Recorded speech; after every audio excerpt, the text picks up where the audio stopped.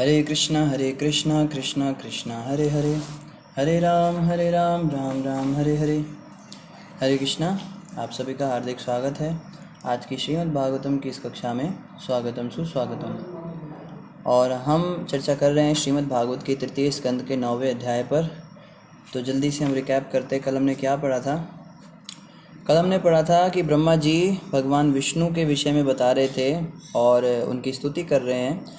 और ब्रह्मा जी जब भगवान विष्णु की स्तुति करते हैं तो उसमें बताते हैं कि जितने भी लोग हैं, जितने भी संसार में जो कुछ भी दिख रहा है, ये सब शयन करते हुए भगवान विष्णु के पेट के अंदर से ही निकलता है।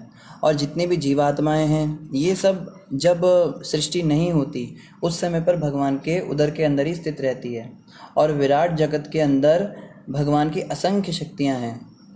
जैसे उसमें एक छोटा सा उन्होंने एक और भी बात कही थी कि इस समय मैं विराट जगत के रूप में उनकी विविध शक्तियों को उद्घाटित करने में लगा हुआ हूँ। इसलिए मैं प्रार्थना करता हूँ कि अपने भौतिक कार्यों को करते समय मैं भगवान की वैदिक स्तुतियों की ध्वनि से विचलित ना हो जाऊँ।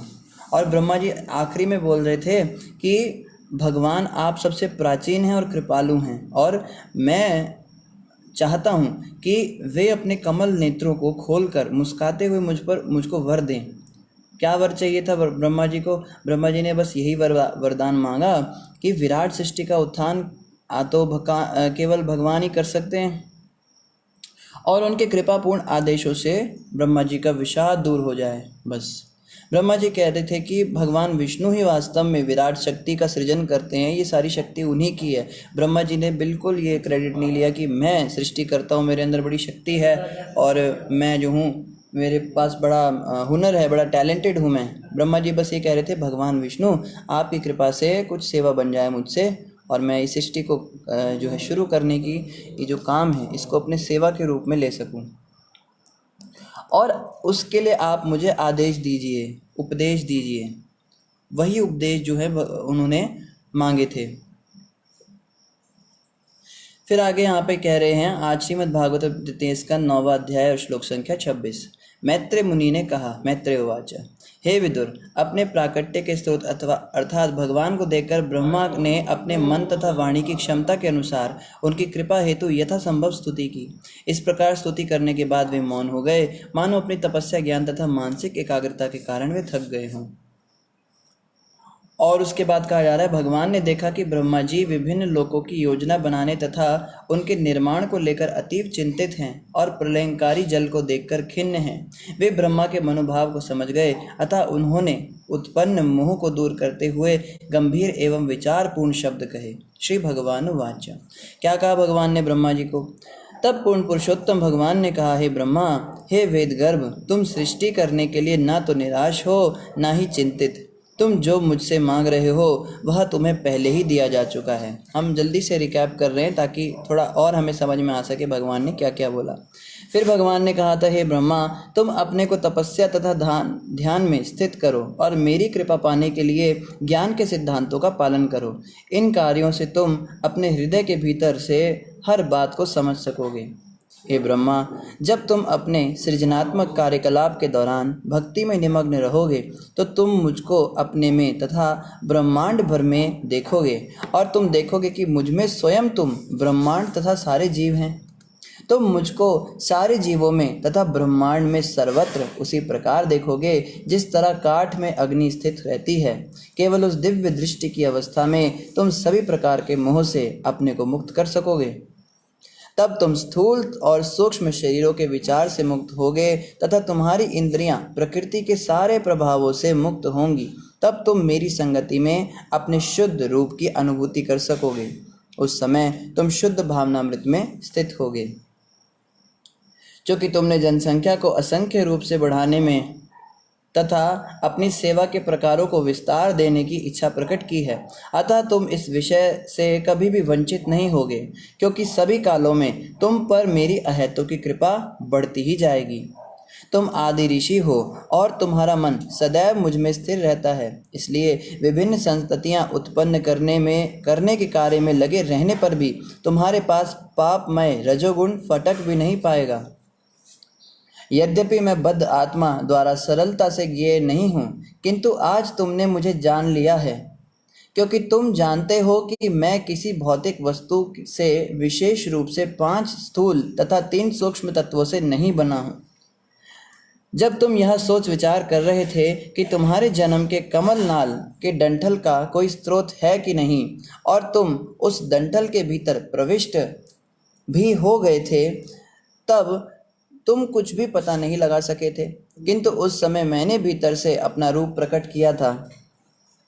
हे ब्रह्मा, तुमने मेरे दिव्य कार्यों की महिमा की प्रशंसा करते हुए जो स्तुतियाँ की हैं, वे मुझे समझने के लिए तुमने जो तपस्याएं की हैं, तथा मुझ में तुम्हारी जो दृढ़ आस्था है, इन सबों को तुम मेरी अहेतु की कृपा ही समझो।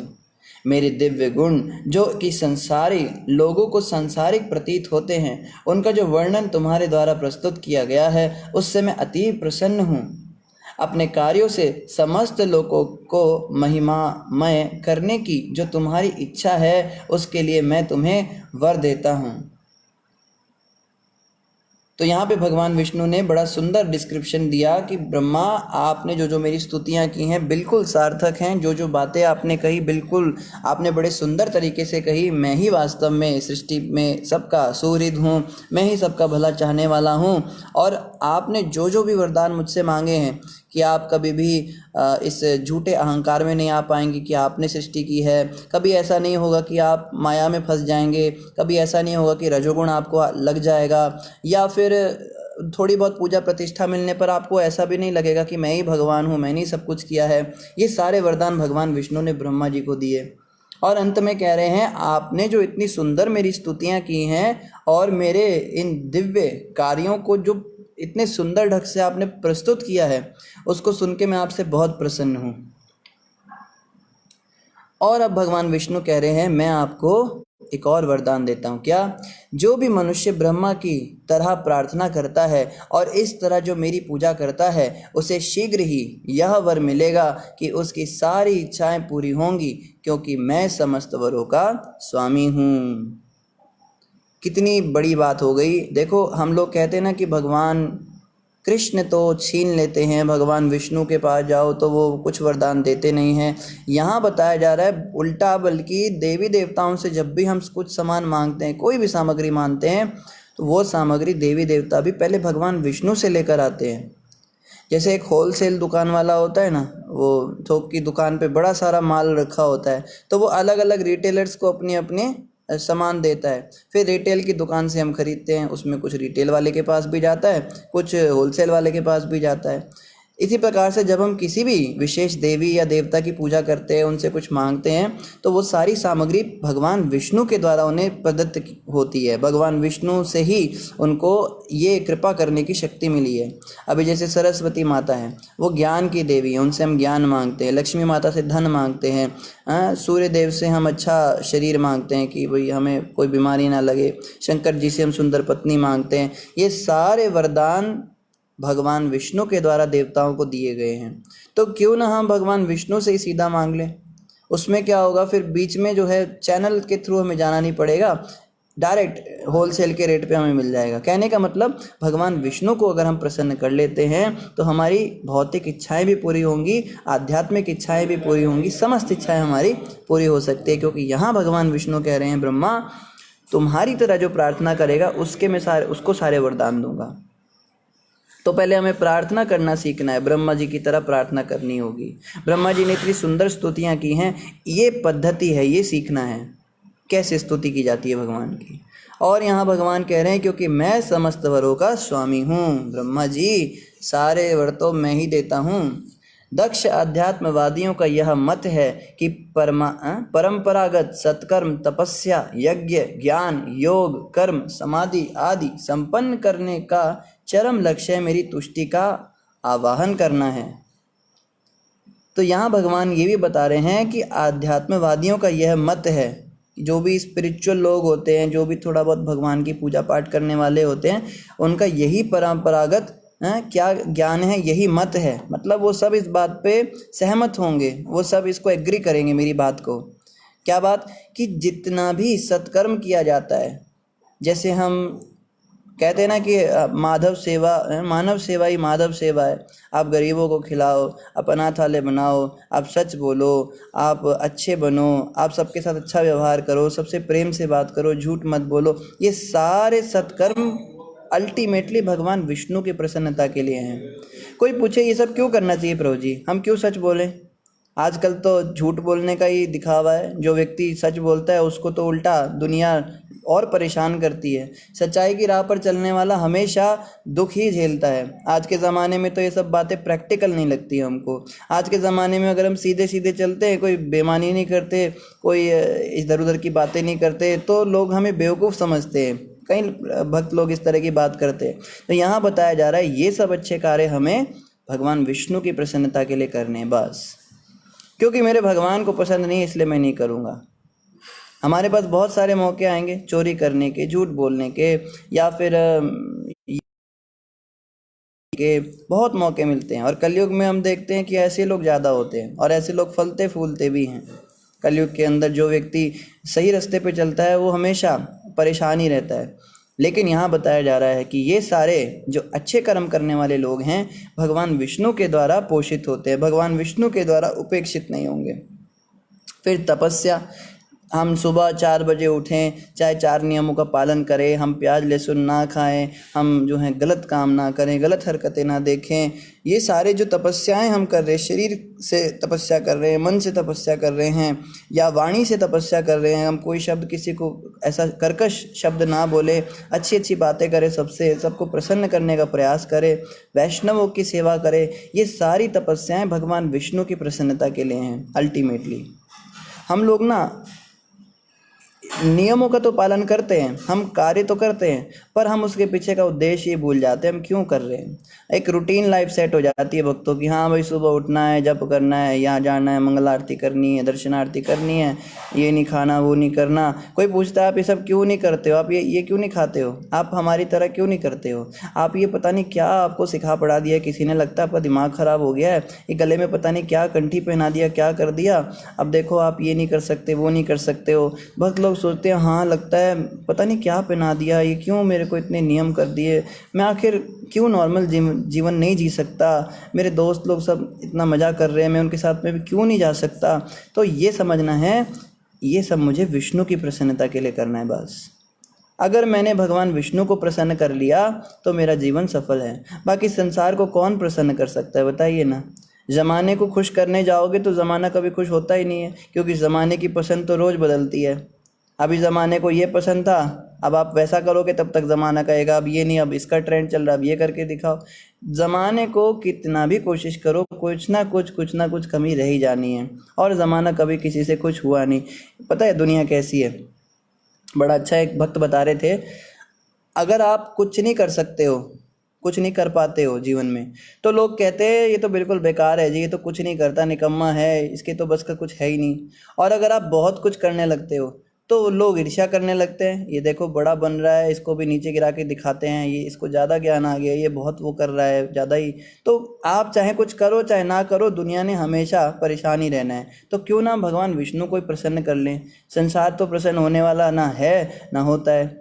वही तो गुरु महाराज एक भजन में गाते हैं ना, दुनिया भी तो तेरी बन ना सकी, भगवान को अपना बना ना सका, तेरा लोक गया परलोक गया, तो मानव तन कुछ पा ना सका, तो रोज कमा कर लाता गया, और खाने वाले खाते गए, जब काया निर्बल होने लगी, वे तुझको ही आँख दिखाने लगे, सब कुछ इन पर कुर्बान किया, पर मन की प्यास बुझा ना सका, दुनिया भी तो तेरी बन ना सकी, भगवान को अपना बना ना सका।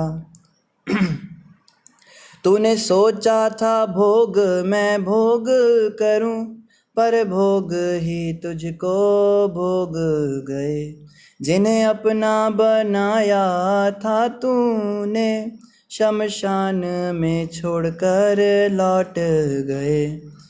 तेरा रोक गया परलोक गया, तो मानव तन कुछ पा ना सका।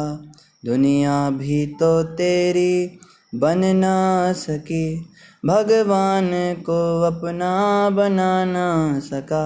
बहुत सुंदर भजन है। महाराज जी कहते हैं, गुरु महाराज कहते हैं, दुनिया भी तो तेरी बन ना सकी, भगवान को अपना बना ना सका। दुनिया तो देखो ना किसी की बनी है ना बन सकती है। तो रोज़ कमा कर लाता गया, खाने वाले खाते गए। जब काया निर्बल होने लगी, जब तू बूढ़ा होने लगा, वे तुझको ही आंख दिखाने लगे। सब कुछ इन पर कुर्बान किया। माँ बाप अपने बच्चों पे सब कुछ कुर्बान कर देते हैं, पर मन की प्यास बुझा ना सका। क्या कहते हैं, प्रभु जी टाइम नहीं है जब करने का, अभी हमारे बच्चे छोटे हैं। प्रभु जी हमारे पास समय नहीं है मंगल आरती आने का, हमें अपने बच्चों का ध्यान रखना है। प्रभु जी हमारी जॉब ऐसी है, हमारी फैमिली ऐसी है, हमारा लाइफस्टाइल ऐसा है, हम ज़्यादा भक्ति कर नहीं सकते। सब कुछ इन पर कुर्बान किया इन बच्चों के लिए, और मन की प्यास बुझा ना सका। अपनी मन की प्यास तो तूने बुझाई नहीं, और फिर क्या हुआ, बुढ़ापे में यही बच्चे तेरे को आँख दिखाएंगे, यही बच्चे तेरे को, ये तेरे काम नहीं आएंगे। अंत समय पे तो अपने कर्म ही साथ जाएंगे ना। तब क्या होगा, तेरा लोक गया परलोक गया। ये लोक भी तेरा बेकार हो गया और परलोक भी तेरा बेकार हो गया। अब भी मरने के बाद तू नरकों में ही जाएगा। दुनिया भी तेरी बन ना सकी, भगवान को अपना बना ना सका। तो क्यों ना हम भगवान विष्णु को खुश करने की कोशिश करें। बुद्धिमान मनुष्य सोचेगा कि संसार तो देखो ना किसी से खुश हुआ है। आप आंख खोल के देखो ना तो दिखेगा। मैं अपने पिताजी को देखता था, अपनी माताजी को देखता था, दिन रात इतना मेहनत करके जो है काम कर रहे हैं, वो कर रहे हैं, फ्रस्ट्रेटेड। ये भी जीवन बेकार और अगला जीवन पर लोग की भी कोई तैयारी नहीं की। तो ऐसा जीवन जीने से अच्छा क्यों ना भगवान विष्णु की खुशी के लिए कार्य कर लेते हैं। और क्या कह रहे हैं, यज्ञ दान योग कर्म समाधि जो कुछ भी है इस संसार में, जो भी अच्छे काम हम करते हैं, ये सब चरम लक्ष्य है मेरी तुष्टि का आवाहन करना है। विष्णु भगवान कह रहे हैं इस सबसे मेरी प्रसन्नता होनी चाहिए। तो कोई भी काम अच्छा है या बुरा है, इसकी क्या पराकाष्ठा है। जैसे कई लोग कहते हैं प्रभु जी हम तो ऐसा मानते हैं यही काम अच्छा है, हमें यही करना चाहिए। कोई कहता है नहीं ये नहीं अच्छा है, हमें ये करना चाहिए। कोई कहता है हमें संन्यास लेना चाहिए। कोई कहता है नहीं हमें ब्रह्मचारी रहना चाहिए। कोई कहता है नहीं जी गृहस्थ रहना सबसे श्रेष्ठ है, गृहस्थ जीवन में जो भक्ति करता है वो सबसे श्रेष्ठ होता है। कोई कहता है गृहस्थ तो मोह माया में फंसे होते हैं, हमें ब्रह्मचारी रहना चाहिए, हमें सन्यासी बनना चाहिए। विरक्त जीवन जिएंगे, भगवान में मन लगाएंगे। संसार में मन लगाने से कहाँ भगवान मिलेंगे। सब अपनी अपनी बातें बोलते हैं। कोई कहता है शराब नहीं पीना चाहिए, मांस नहीं खाना चाहिए, इससे भगवान मिलते हैं। कोई कहता है नियमों में इतना जरूरी नहीं है, भाव से भगवान मिलते हैं, हमारा भाव शुद्ध होना चाहिए। लोग बड़ी सारी बातें करते हैं। तो प्रश्न उठता है हम कैसे पता लगाएं कि क्या सही है और क्या गलत है। तो यहाँ पे इस श्लोक से पता लगता है जिस कार्य से भगवान विष्णु प्रसन्न होते हैं वही कार्य ठीक है, और जिस कार्य से भगवान वही कार्य गलत है। सीधा सीधा हिसाब है, अपना ज़्यादा दिमाग नहीं लगाना, ये करना है वो करना है। अब प्रश्न ये उठता है भगवान विष्णु किस चीज़ से खुश है, ये कैसे पता लगे। तो इस विषय में हमें एक आध्यात्मिक गुरु चाहिए। हमें गुरु चाहिए जीवन में, चाहे शिक्षा गुरु चाहे दीक्षा गुरु।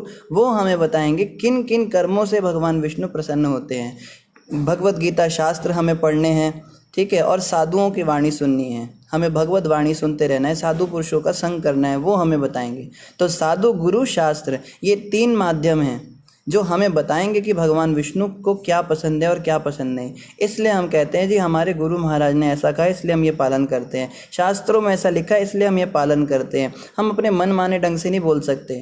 कोई कहता है प्रभु जी हमें लगता है ऐसा करना ज़्यादा अच्छा रहेगा, हमें लगता है भगवान ऐसे होंगे, हमें लगता है हमारा ये भाव है इससे भगवान प्रसन्न होंगे। अरे हमारा मन तो मलिन है ना, मलिन मन। गुरु महाराज एक बात बोलते हैं, मलिन मन की सब बात बेकार है, कृष्ण नाम ही सार है, महाप्रभु आधार है, नाम गाने सदा ऋषि और कीर्तनीय सदा हरि। तो जब तक मन हमारा मलिन है तब तक ये सही निर्णय नहीं दे सकता। हम ये नहीं कह सकते कि शास्त्रों में जो भी लिखा हो, गुरु चाहे कुछ भी कह रहे हो और साधु पुरुष जैसा भी बताते हो, लेकिन मेरा मन नहीं मानता, मेरा मन तो ऐसा कहता है, मुझे लगता है ऐसा ही करना चाहिए। तो ऐसे में हमें अपने मन की नहीं सुननी, हमें साधु गुरु शास्त्र की सुननी चाहिए। मैं प्रत्येक जीव का परमात्मा हूँ, मैं परम निर्देशक तथा परम प्रिय हूँ। लोग स्थूल तथा सूक्ष्म शरीरों के प्रति झूठे ही अनुरक्त रहते हैं, उन्हें तो एकमात्र मेरे प्रति अनुरक्त होना चाहिए। वही बात कह रहे हैं भगवान विष्णु, जो अभी हमने भजन में सुनी कि लोग तो अपने शरीरों के लिए ही अनुरक्त रहते हैं। हाँ जी, मेरा शरीर है, इसको सुंदर करना है, इसको बड़ा अच्छे से रखना है, इसमें नाना प्रकार के तेल लगाने हैं, सुगंधियाँ लगानी है, इसमें क्रीम लगानी है, पाउडर लगाने हैं और खूब इंजेक्शन लगाने हैं। या फिर बुद्धि को पोषित करते हैं, खूब ज्ञानी हो जाएंगे। मन को पोषित करते हैं, खूब इंद्रियाँ भोग कर लेंगे। लोगों के पास यही होता है। कहते हैं ना कि बस अपना खाओ पियो ऐश करो, किसी का दिल मत दुखाओ, किसी को परेशान मत करो। जीवन एक बार मिला है, खुल के जियो, अपना एंजॉय करो लाइफ को, जो मन करता है करो। मरते समय तुम्हारे मन में ये गम नहीं होना चाहिए कि हमने ये नहीं किया, हमने वो नहीं किया। सब कुछ करके, सब कुछ ट्राई करके देखो, फिर मरो। मरने से पहले सब कुछ करके देखो। लोग प्राय इस तरह की बातें करते हैं। तो यहाँ पे इस बात का खंडन हो रहा है। अपनी इंद्रियों की तुष्टि के लिए विशेष रूप से जो हमारा शरीर है, स्थूल शरीर हो चाहे सूक्ष्म शरीर हो, इन शरीरों के लिए अगर हम बहुत ज़्यादा अनुरक्त रहते हैं, भगवान विष्णु कहते हैं ये ठीक नहीं है।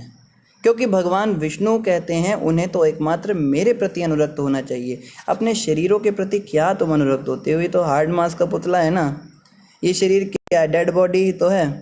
कोई डेड बॉडी के प्रति अनुरक्त हो सकता है क्या? डेड बॉडी से कभी प्रेम किया जाता है? अभी जैसे श्रीदेवी गई थी भारत से, और हमने सुना वो पता नहीं कैसे मर गई, उसमें कुछ पानी में डूब गई, क्या हुआ। अब जब वापस आई तो क्या उसको कोई कह रहा था श्रीदेवी वापस आ गई? कोई कह रहा था श्रीदेवी यहाँ है, श्रीदेवी वहाँ है? सब कहते डेड बॉडी इधर आ गई, देखो बॉडी उधर है, बॉडी को लाओ, बॉडी को ले जाओ। जब भी कभी हॉस्पिटल के अंदर मर जाता है कोई व्यक्ति, तुरंत उसका नाम बॉडी हो जाता है। बॉडी कहाँ है? बॉडी ऐसी ख़राब होने लगी है। तो एक्चुअली आत्मा जब तक इस शरीर के अंदर है, बस तब तक ही हमारा अस्तित्व है। बाद में तो एक बॉडी है ना, इस बॉडी से क्या प्रेम करना? ये तो शमशान की अमानत है, जल जाना एक दिन। भगवान से प्रेम करो, भगवान के दिव्य शरीरों से प्रेम करो। जैसे अभी हम सुंदर विग्रह देख रहे हैं कृष्ण बलराम जी का, तो अपने शरीर को सजाने से अच्छा कृष्ण बलराम को सजाओ। ये प्रभुपाद जी की पद्धति है। जिस व्यक्ति को शारीरिक बहुत ज़्यादा अनुरक्ति होती है ना, अपने शरीर से बहुत प्रेम होता है, अपने शरीर से आकर्षण होता है या दूसरे व्यक्ति से आकर्षण होता है, उसको डीटी वर्शिप करनी चाहिए, उसको भगवान की विग्रह सेवा करनी चाहिए। जो अपने शरीर को बहुत ज़्यादा सजाते हैं, ड्रेसिंग टेबल के आगे दुनिया भर का सामान रखा हुआ है जिनके, उनको चाहिए कि भगवान को सजाने का प्रयास करें। अपने घर में ठाकुर जी का सुंदर से सुंदर श्रृंगार करें, और अगर संभव हो तो मंदिर में जाके ठाकुर जी का श्रृंगार करें। इससे क्या होगा, जो श्रृंगार करने की प्रबल इच्छा है हमारी, वो भगवान के ऊपर निकलेगी, अपने शरीर पे ना निकल के। और यही उसकी सिद्धि है। जिनको तेल लगाने का बड़ा शौक़ है, अपने सिर में ना लगा के ठाकुर जी के बालों में तेल लगाओ, मसाज करो उनके शरीर पे। अपनी ड्रेसेस खरीदने के लिए हम इतना दुनिया भर में इतनी शॉपिंग मॉल ये सब देखते हैं, ठाकुर जी के लिए ड्रेसेस बनाओ। हाँ भाई, जन्माष्टमी आ रही है, ये जन्माष्टमी पे मैं एक ड्रेस स्पॉन्सर करता हूँ, ये करती हूँ। या हम जो है बलराम जयंती आ रही है उसके लिए बनाएंगे। या खूब अच्छा खाने की इच्छा है, एकदम एक से एक आइटम खाने का मन करता है, बनाने की इच्छा होती है, कुकिंग में एक्सपर्ट है, ठाकुर जी के लिए बनाओ। तो विग्रह सेवा एक्चुअली में हमारे लिए इतनी अच्छी, क्योंकि अपने शरीर के जगह हम भगवान के शरीरों के प्रति उसमें अनुरक्त होते हैं। हमारे घर में क्या होता है, हम तो बड़े सुंदर सुंदर कपड़ों में सजे होते हैं, भगवान के ऊपर बेचारे के ऊपर मिट्टी जमी होती है। भारत के अंदर बड़ा ट्रेंड चल गया लड्डू गोपाल रखने का। आजकल हम देख रहे हैं, पता नहीं राधा रानी का भी कोई लड्डू रानी क्या कहते हैं उनको, ये राधा कृष्ण को लोग रखते हैं, बस वो बेचारे रखे ही रहते हैं। हाँ जी, हमारी दादी लाई थी, वो पड़े होंगे वहाँ पे, वो नंगे पड़े हैं, पता नहीं कपड़े पहने हुए हैं। साल साल में जन्माष्टमी तो उन बेचारे की धूल साफ हो रही है भगवान की, और अपने शरीर हमने सजा रखे हैं। इसके बजाय क्या होना चाहिए, अपने शरीरों के प्रति ना अनुरक्त होकर हमें भगवान की सेवा बहुत अच्छे से करनी चाहिए। और हम देखते हैं जिन घरों में विग्रह सेवा बहुत अच्छी होती है ना, वो व्यक्ति के हृदय के अंदर जितनी भी वासना है, जितनी भी शारीरिक आसक्ति है, वो धीरे धीरे भगवान के प्रति होने लगती है। अब वो भगवान को देख के कहता है, अरे इसमें कमी रह गई, श्रृंगार में यहाँ पे क्यों कमी रह गई, इनके लिए ये लाऊंगा वो लाऊंगा, पहले अपने लिए लाता था। ये फ़ायदा है विग्रह सेवा का। इसलिए गृहस्थ भक्तों को चाहिए विग्रह सेवा करें। और प्रभुपाद जी ने कहा है, इस्कॉन के जितने मंदिर हैं उनके पता नहीं 10 किलोमीटर के या 20 किलोमीटर कितने दायरे में कहा था, इतने दायरे के अंदर जितने भी गृहस्थ भक्त रहते हैं वे सब मंदिर में आके सेवा करें, मंदिर में आके मंगल आरती करें, सब सामूहिक रूप से मिलें। किसी के घर के आसपास अगर मंदिर अवेलेबल नहीं है, कोई भक्तों का संग अवेलेबल नहीं है, तो वो अपने घर में विग्रह रख सकते हैं ठाकुर जी के, और वो भी गौर निताई के विग्रह रख सकते हैं, उनका श्रृंगार कर सकते हैं। आगे कह रहे हैं, मेरे आदेशों का पालन करके तुम पहले की तरह अपने पूर्ण वैदिक ज्ञान से तथा सर्व कारण के कारण रूप मुझसे प्राप्त अपने शरीर द्वारा जीवों को उत्पन्न कर सकोगे। फिर भगवान विष्णु ने कहा, अब जो है लास्ट में क्या होगा, मेरी कृपा से क्या होगा, जैसे तुमने पहले भी सृष्टि करी है कई बार, ब्रह्मा हर बार तुम इतनी सुंदर सुंदर सृष्टि करते हो, अब फिर से तुम्हें सारा वैदिक ज्ञान तुम्हारे हृदय में स्फुरित हो जाएगा और तुम मुझे सर्व कारण के रूप में समझ पाओगे। तुम ये समझ पाओगे कि जो कुछ भी हो रहा है सब भगवान विष्णु की कृपा से हो रहा है, और इसी से क्या होगा, जीवों की उत्पत्ति होगी। मैत्रेय उवाच, आगे मैत्रेय मुनि ने कहा, ब्रह्मांड के सृष्टा ब्रह्मा को विस्तार करने का आदेश देकर आदि भगवान अपने साकार नारायण रूप में अंतर्ध्यान हो गए। तो भगवान विष्णु साक्षात ब्रह्मा जी के आगे खड़े थे। ऐसा नहीं था कि कोई आकाशवाणी हो रही थी, कोई लाइट बोल रही थी, या ऊपर से आवाज़ आ रही थी, या पर्दे के पीछे बैठे हुए थे अल्लाह, ऐसा कुछ नहीं था। भगवान विष्णु साक्षात अपने साकार स्वरूप में ब्रह्मा जी के आगे खड़े होकर मुंह से बोलकर उन्हें आदेश दे रहे थे। तो कौन कहता है भगवान निराकार है, साकार नहीं है? यहाँ तो बिल्कुल क्लियर बताया जा रहा है साकार रूप में थे। और इसी के साथ जो है हमारा तृतीय स्कंद का 9वां अध्याय संपूर्ण हुआ। अब हम अध्याय नंबर 10 पढ़ेंगे। अध्याय नंबर 10 का नाम है सृष्टि के विभाग। विदुर उवाच, श्री विदुर ने कहा, हे महर्षि, कृपया मुझे बताएं कि लोकवासियों के पितामह ब्रह्मा ने अंतर्धान हो जाने पर किस तरह से अपने शरीर तथा मन से जीवों के शरीरों को उत्पन्न किया। अब जो है विदुर जी पूछ रहे हैं भगवान विष्णु तो ब्रह्मा जी के आगे से अंतर्धान हो गए, अब मुझे आप ये बताइए कि जब भगवान विष्णु चले गए तब ब्रह्मा जी ने कैसे कैसे विभिन्न शरीर बनाए। बहुत ही साइंटिफिक और बहुत ही डिटेल में एक्सप्लेन यहाँ पे किया जाएगा, शरीर और मन ये सब कैसे बने, इन सब का बहुत ही अच्छा विवरण यहाँ दिया जाएगा। देखो, साइंटिस्ट लोगों से पूछा जाता है ना जब कि सृष्टि कैसे हुई, शरीर कैसे बने, वो कहते हैं बाई चांस बन गए, अपने आप बन गए। सृष्टि में एक धमाका हुआ था, बिग बैंग, उसके बाद जो है लोक बन गए, फिर उन लोगों पे पानी था तो सूख गया, हिमयुग था वो बर्फ़ पिघल गई, फिर एक बैक्टीरिया की उत्पत्ति हुई, फिर उस बैक्टीरिया से धीरे धीरे उसमें क्रमिक विकास हुआ, फिर वो बिल्ली बन गए, कुत्ते बन गए, फिर भालू बन गए, शेर चीते बन गए, बंदर बन गए, बंदर फिर धीरे धीरे इंसान बन गए। कैसे बने? क्रमिक विकास, अपने आप बन गए, जैसे जैसे सृष्टि चलती गई अपने आप बन गए। ये बेकार की बात है, छोटे छोटे बच्चे इस तरह की कहानियाँ सुनाते हैं। अरे तुमको नहीं पता जब तो क्यों बोलते हो तुम? यहाँ देखो भागवत में बताया जाएगा शरीरों की उत्पत्ति कैसे हुई, मन कैसे बनाया गया। देखो, इस दुनिया में जो कुछ भी बनाया जाता है ना, सब कुछ एक दिमाग से बनाया जाता है। व्यक्ति का दिमाग एंगेज होता है तब जाके कोई मशीन बनती है। ऐसे थोड़ा ना होता है मशीन में क्रमिक विकास हो रहा है, धीरे धीरे वो पहले छोटी सिलाई मशीन थी, बाद में वो वॉशिंग मशीन बन गई, पहले मोबाइल फ़ोन था, धीरे धीरे करते करते लैपटॉप बन गया। ऐसे थोड़ा ना होता है, व्यक्ति अपने दिमाग से सब बनाता है। तो ब्रह्मा जी ने सारी सृष्टि बनाई है भगवान विष्णु की कृपा से। और ब्रह्मा जी ने कैसे ये शरीर और मन बनाए, इस विषय में बहुत विस्तार में अब यहाँ पे जानकारी मिलेगी। हे महान विदुर, कृपा करके मेरे सारे संशयों का निवारण करें और मैंने आपसे जो कुछ जिज्ञासा की है उसे आदि से अंत तक बताएं। आप मुझे बिल्कुल A to Z सारी जानकारी मुझे चाहिए, कैसे मन और शरीर बने, इस विषय में क्या कहेंगे। अब देखो, सूत उवाच, सूत गोस्वामी ने कहा, हे भृगुपुत्र, महर्षि मैत्रेय मुनि विदुर से इस तरह सुनकर अत्यधिक प्रोत्साहित हुए। हर वस्तु उनके हृदय में थी, अतः वे प्रश्नों का एक एक करके उत्तर देने लगे। तो यहाँ सूत गोस्वामी कह रहे हैं कि विदुर जी ने जब इस तरह क्वेश्चन किया मैत्रेय मुनि से, मैत्रेय मुनि एकदम से बड़े एक्साइटेड हो गए, प्रोत्साहित हो गए, और वो मतलब एकदम उत्सुक हो गए सब जवाब देने के लिए, क्योंकि सारे प्रश्नों का उत्तर उनके हृदय में था। अब वो एक एक करके सबका आंसर देंगे। जनरली हम क्या देखते हैं, हम देखते हैं प्रश्न पूछा जाता है साइंटिस्ट लोगों से, और वो जो है जवाब तो उनको पता नहीं होता तो घुमा देते हैं।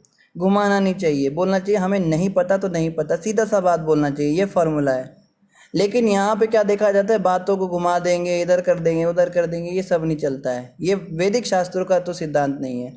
वैदिक नियम है एक आध्यात्मिक मार्ग के अंदर। देखो, इस संसार के अंदर क्या होता है, डिस्कवरीज होती हैं, ठीक है। एक साइंटिस्ट जो है वो डिस्कवरी करेगा, हाँ भाई इसने ये खोज कर दी, ये चीज़ इसको मिल गई, अब वो धीरे धीरे उसमें और डिटेल बताएगा, हाँ इस चीज़ के अंदर ये भी है वो भी है।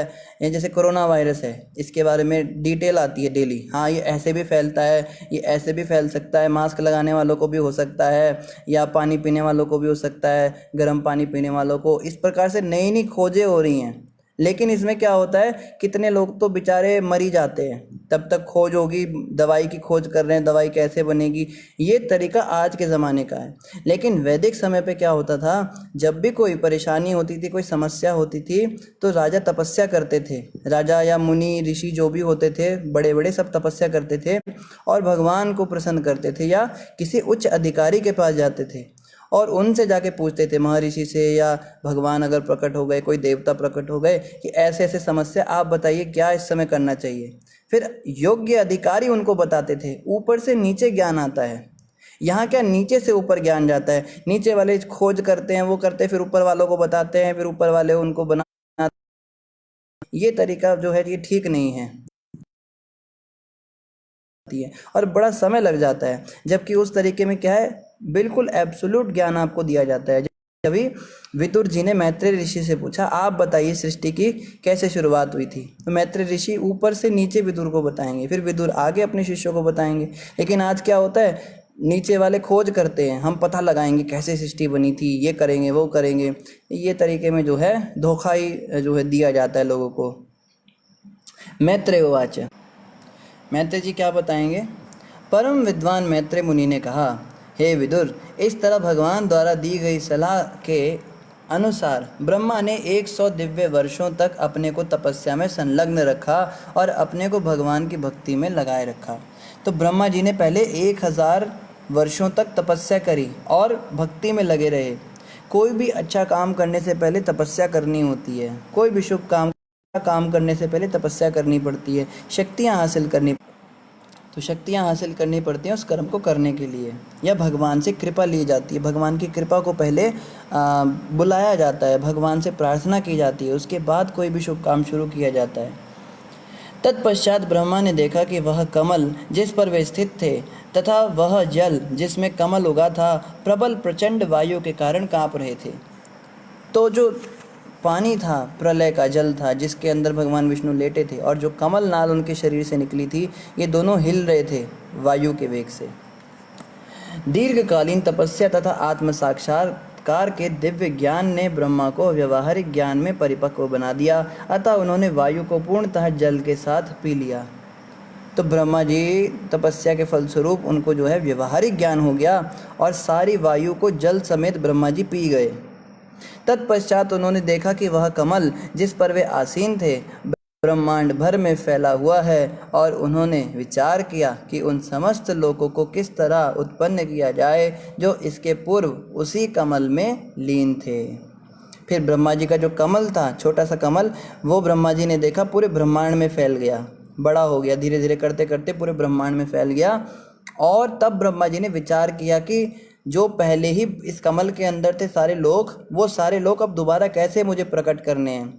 अब ब्रह्मा जी को आइडिया आने लगा। देखो, शुरुआत में जब ब्रह्मा जी उत्पन्न हुए थे तो बड़े परेशान, बड़े हैरान हो गए थे, क्या करूं, कैसे करूं, कुछ समझ नहीं आ रहा है। लेकिन अब बिल्कुल ऑर्गेनाइज तरीके से उनको हृदय से भगवान विष्णु प्रेरणा कर रहे हैं, हाँ ऐसे लोक बनाने हैं, ये करना है। देखिए कितने सुंदर तरीके से बताया जा रहा है। ऐसा नहीं कहा कि एक धमाका फटा और बहुत सारे सितारे निकल गए।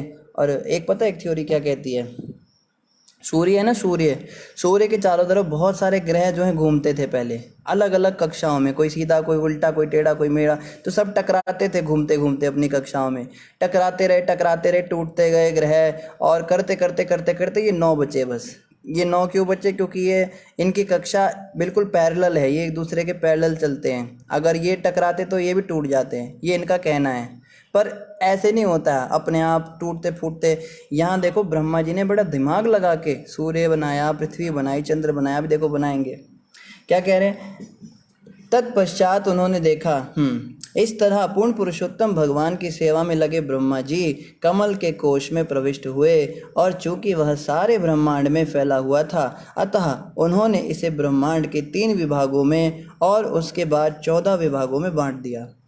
पहले तो जो कमल था वो जो फैला हुआ था चारों तरफ, उस कमल को ब्रह्मा जी ने 3 विभागों में बांटा, 3 हिस्से किए उसके, और ग्रेजुअली उन 3 हिस्सों के आगे 14 हिस्से हुए। तो 14 लोक इस तरह से बने। 14 लोक होते हैं बेसिकली, 14 भुवन जिसको कहते हैं ना, 14 लोकों का सिस्टम होता है। परिपक्व दिव्य ज्ञान में भगवान की अहैतु की भक्ति के कारण ब्रह्मा जी ब्रह्मांड में सर्वोच्च पुरुष हैं, इसलिए उन्होंने विभिन्न प्रकार के जीवों के निवास स्थान के लिए 14 लोकों का सृजन किया। तो ब्रह्मा जी ने देखा, जैसे ये होते हैं ना, क्लासेस होती हैं स्कूल में, कोई चाहे तो स्कूल ऐसा भी बना सकता है, एक हॉल बना दे और जिसको पढ़ना है उधर ही हॉल में आके बैठो, चाहे 5 साल का बच्चा है, चाहे 15 साल का बच्चा है, चाहे 20 साल का बच्चा है, चाहे 10 साल का बच्चा है, सब एक साथ हॉल में बैठ जाओ, ये भी तरीका है। लेकिन एक ऑर्गेनाइज तरीके में बनाया जाता है, नहीं फर्स्ट क्लास सेकंड क्लास, अपने अपने लेवल के अकॉर्डिंग। तो ब्रह्मा जी ने 14 लोक बनाए इस संसार में। जिस संसार में हम रहते हैं, इस पृथ्वी के ऊपर, ये पृथ्वी क्या है, ये भूलोक होती है, और इस भूलोक के अंदर हम जितने लोग रहते हैं, हम सब एक मिडिल लोक में हैं। हमारे से ऊपर के हायर प्लैनेट्स भी होते हैं, हायर प्लैनेटरी सिस्टम्स भी होते हैं। जैसे स्वर्ग लोक में हमसे श्रेष्ठ लोगों को रखा गया है, जैसे क्लासेस होती है सेम वही। फिर स्वर्ग लोक से ऊपर भी जनलोक होता है, वहाँ पे उनसे भी श्रेष्ठ देवताओं को रखा जाता है। फिर उसके ऊपर महर लोक होता है, वहाँ और भी श्रेष्ठ ऋषि मुनि रहते हैं, और ये सब जो है ट्रैवलिंग भी करते रहते हैं। ये सब अंतरिक्ष के अंदर ट्रैवलिंग करते हैं। जैसे नारद मुनि किसी भी लोक से किसी भी लोक में चले जाते हैं, लेकिन हम फोटो में कभी देखते नहीं। नारद मुनि ने ऐसे स्पेस सूट पहन रखा है और ऑक्सीजन सिलेंडर लगा रखा है, या रॉकेट में बैठ के नारद मुनि को ट्रैवल करना पड़ रहा है। ये सारे जो स्पेस ट्रैवलिंग है, इसका विज्ञान भी हमारे शास्त्रों में दिया है। बड़े बड़े योगी ऋषि जो होते थे, ये अपने योग तपस्या की शक्ति से अलग अलग लोकों में चले जाते थे। तो ये टाइम ट्रैवल, स्पेस ट्रैवल, ये सब चीज़ें हमारे शास्त्रों में दी हैं, मगर इस तरह से नहीं जैसे आज के मॉडर्न वैज्ञानिक करते हैं कि वो लोहे की डब्बे में बिठा देंगे और वो पता नहीं कहाँ जाएगा। वो गई थी वो सुनीता विलियम्स, बेचारी मरी गई वहाँ जाके। तो ये तरीका नहीं है अलग अलग लोकों पे जाने का। आप मैक्सिमम से मैक्सिमम कितना दूर चले जाओगे, आसपास के किसी ग्रह तक चले जाओगे, लेकिन लोक जो होते बहुत दूर होते हैं, बहुत कई हज़ारों किलोमीटर। तो आप कितने भी लाइट की स्पीड से ट्रैवल करने वाले भी किसी अंतरिक्ष यान में बैठ के जाओगे तो भी हज़ारों करोड़ों साल बाद ही वहाँ पहुँचोगे, इतने दूर होते हैं। तो वहाँ तक पहुँचने के लिए वैदिक योग तरीका होता है। जैसे प्रभुपाद जी की एक पुस्तक है, प्रभुपाद जी ने लिखी है, उसका नाम है अन्य ग्रहों की सुगम यात्रा। उस किताब में सारा वर्णन दिया है कि अन्य ग्रहों की जो यात्रा है वास्तव में इस तरह से होती है।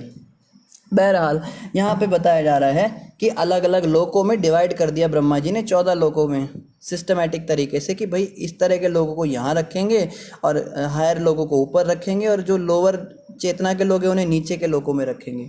फिर आगे क्या बता रहे हैं, विदुर उवाच, विदुर ने मैत्रेय से पूछा, हे प्रभु, हे परम विद्वान ऋषि, कृपा करके नित्य काल का वर्णन करें, जो अद्भुत अभिनेता परमेश्वर का दूसरा रूप है।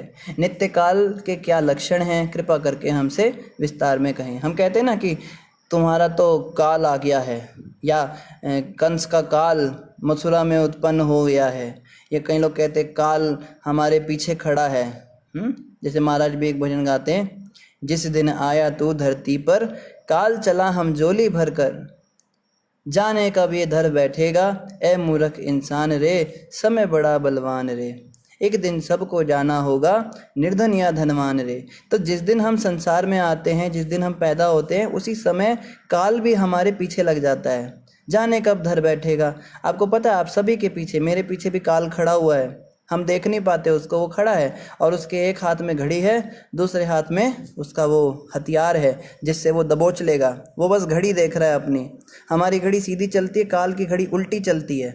उसकी घड़ी जो है पल पल पल पल, हमारी मृत्यु जो है हमारे नज़दीक जैसे आ रही है ना, बर्थडे मनाते हैं, उस दिन काल भी बर्थडे मनाता है हमारा। काल कहता है इसका 1 साल और कम हो गया, अब बस इसको दबोचने का समय निकट आ रहा है। तो जब हमारा समय पूरा हो जाता है, तब काल जो है अचानक से वो जो इनएक्टिव था, लेकिन जाता हर जगह है, हम जहाँ जहाँ जा रहे हैं हमारे पीछे पीछे चल रहा है।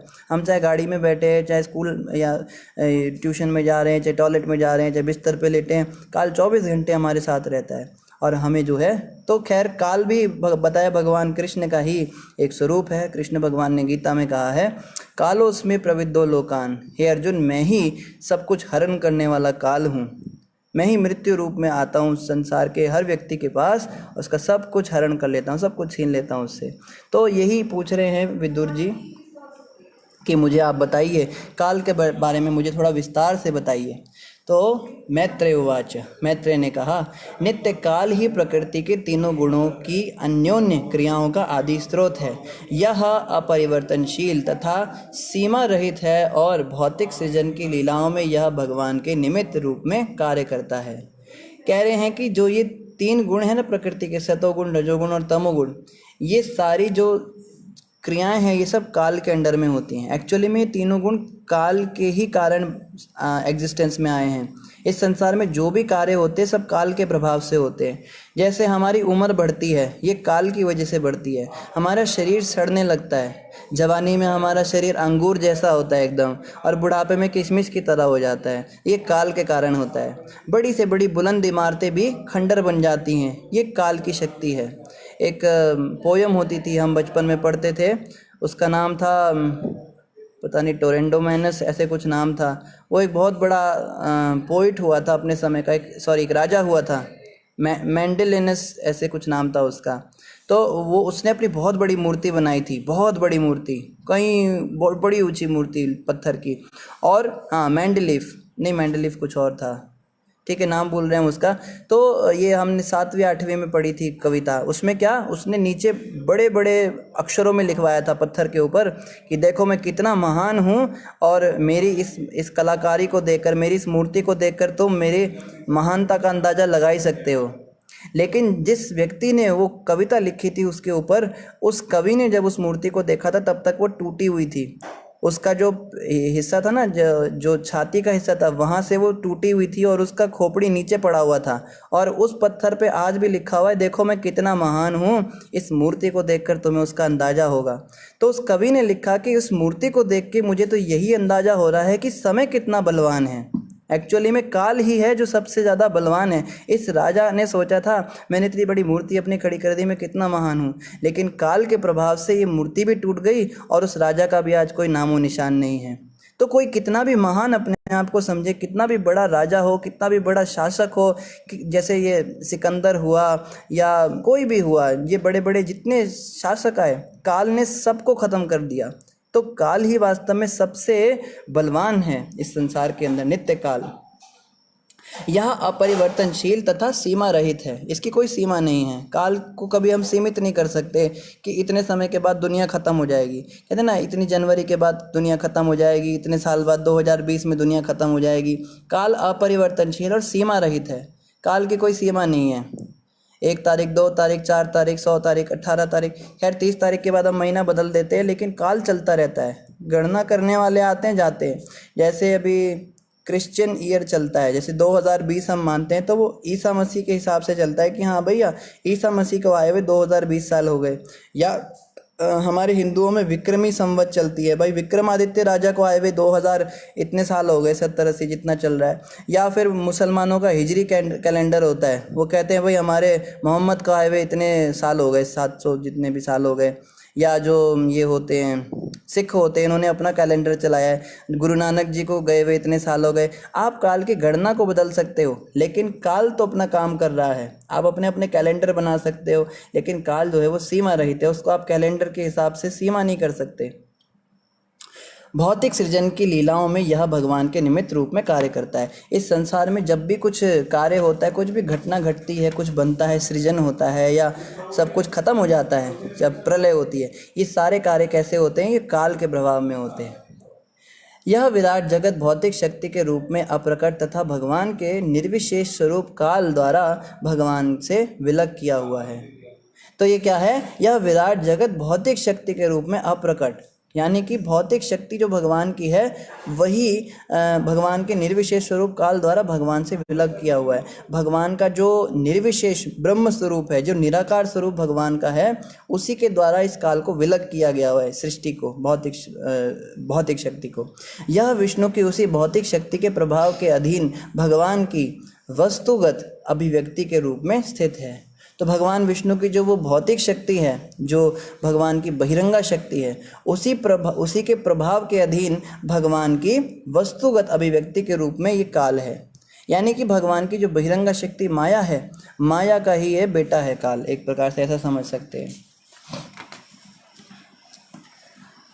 इसको जैसे महाकाल भी कहते हैं ना, महाकाल, महादेव, तो ये जो है ये भगवान विष्णु की भौतिक शक्ति के स्वरूप हैं।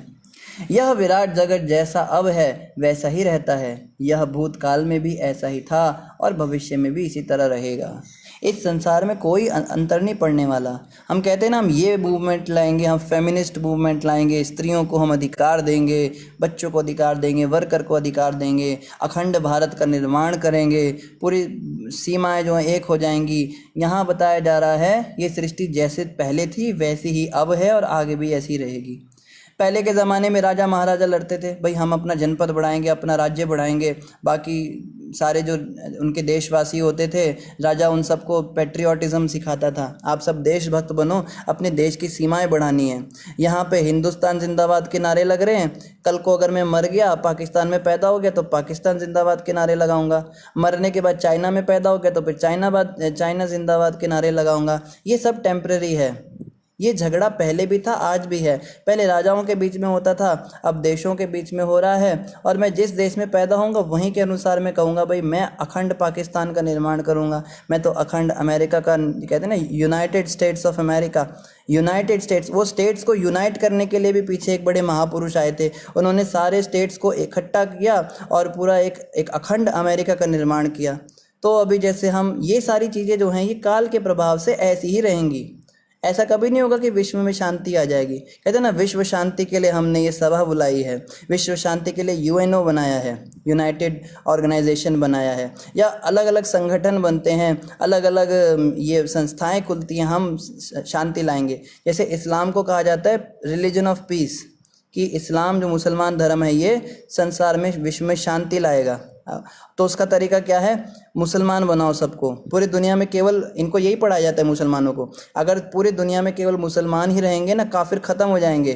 काफिर मतलब जो अल्लाह को नहीं मानते, वो सब काफिर हैं। इनको ख़त्म कर दिया जाए, केवल मुसलमान रहें तो पूरे संसार में पीस आ जाएगा, अमन चैन शांति आ जाएगी।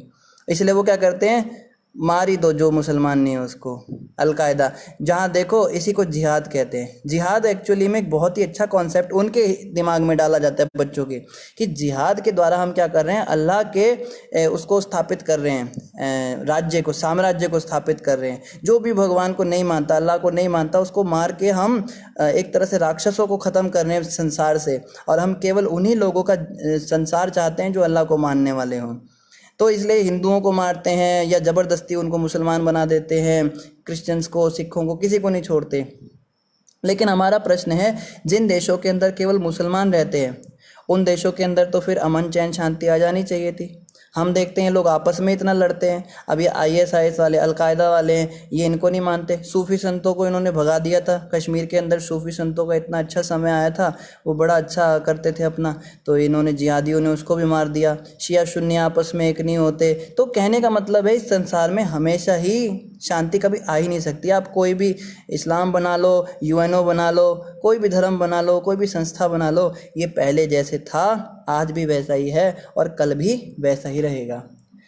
इसी के साथ आप सभी भक्तों का बहुत धन्यवाद। समय लगभग पूरा हो गया है। आप में से किसी भक्त का कोई प्रश्न हो तो आप कमेंट में लिख सकते हैं। तो कुछ प्रश्न हम लेते हैं। हाँ, ओजी मेंडिस, कृष्णा NYS ने बताया, बहुत धन्यवाद माता जी। ओजी मेंडिस नाम था उस पोयम का, पढ़ सकते हो उसको। ओजी मेंडिस जो है ये एक बड़े अच्छे कवि ने लिखी है। इसके अंदर उसने बताया है, वो टूटी हुई मूर्ति को देख के कहता है, ये ओजी मेंडिस नाम का जो शासक था, इसने पत्थर पे लिखा था, देखो मेरी शक्ति का तुम्हें अंदाज़ा होगा मेरी मूर्ति देखकर। और टूटी हुई मूर्ति को देखकर वो कवि कह रहा है, मुझे तो काल की शक्ति का ही अंदाज़ा हो रहा है कि समय ही सबसे बड़ा विद्वान है। कविता माता कह रही सुनीता विलियम नहीं थी, कल्पना चावला थी। अच्छा, क्षमा कर दीजिए, सुनीता विलियम नहीं मरी थी, कौन, कल्पना चावला मरी थी। खैर जो भी मरी थी, मतलब कहने का ये स्पेस सूट पहना के करके बाहर भेज। वास्तव में टाइम ट्रेवल कैसे होता है ये वैदिक उसमें हमें मिलता है। अलग अलग ऋषि मुनि अलग अलग लोकों में भी विचरण करते हैं। हम तो टीवी पे देखते हैं ना, वो टिंग टिंग टिंग टिंग करके ऋषि प्रकट हो जाते हैं शिव जी के लोक में और कहते हैं मैं वहाँ से आया हूँ, नागलोक से आया हूँ आपका दर्शन करने के लिए। पर हमें टीवी पे वो सब दिखा नहीं सकते ना, कि नागलोक और शिवजी के लोक में, कैलाश धाम में बहुत लंबा अंतर है, कई कई करोड़ों किलोमीटर्स का अंतर है उस लोक में और उस लोक में, और बीच में ये स्पेस होता है, टाइम स्पेस, उसमें से वो कैसे ट्रैवल करते हैं ऋषि मुनि? वो ऐसे ही जाते हैं या विमानों में बैठते हैं, वो कोई लोहे का सूट और ऑक्सीजन सिलेंडर ये सब नहीं लगाते। ये तरीका जो है ये हमें वैदिक स्क्रिप्चर्स से मिल सकता है। और आप सभी का धन्यवाद। ठीक है, समय पूरा हो गया। आप सभी कृपया हमारे लिए प्रार्थना करते रहिए ताकि हम आपकी सेवा में लगे रह सकें। और गुरु महाराज के प्रवचन का भी अभी लिंक आ जाएगा, अयोध्या प्रभु डाल देंगे, और हमारे ग्रुप का भी लिंक आ जाएगा। आप में से जो भक्त ग्रुप में नहीं जुड़े हैं, कृपा करके ग्रुप में अवश्य जुड़ जाएं। सुबह हम एक साथ भक्त लोग सब जप करते हैं तो बड़ा अच्छा रहता है। किसको साथ में जप करना है, हमारे व्हाट्सएप ग्रुप पे आप जुड़ जाइए, तो हम सब एक साथ जप करते हैं। और भी बहुत सारे प्रश्न उत्तर हम ग्रुप में लेते हैं जो हम यहाँ नहीं ले सकते। तो आप सभी भक्तों से प्रार्थना, ग्रुप में अवश्य ऐड हो जाइएगा। अभी इसका भी लिंक आ जाएगा। सभी का बहुत बहुत धन्यवाद। हरे कृष्णा, दंडवत प्रणाम। शिला प्रभुपाद की जय। ग्रंथराज श्रीमद् भागवत महापुराण की जय। गौर भक्त वृंद की जय। अभी हम देख रहे हैं कुछ भक्त अभी ज्वाइन किए। आप लोग इतना लेट आते हैं, ये कोई आने का टाइम है? 10 बजे तो ख़त्म होने का समय होता है। देखो, अगर हम मंदिरों में लेट आते तो समझ में आता है भाई प्रसाद के लिए आए हैं, उनका तो पता चल जाता है प्रसाद खाने के लिए लेट आते लोग। यहाँ तो फेसबुक पे प्रसाद दे नहीं सकते आपको तो यहाँ पे आप लोग समय पर आया कीजिए। 9 बजे का समय, 9 बजे आया कीजिए। हरे कृष्णा।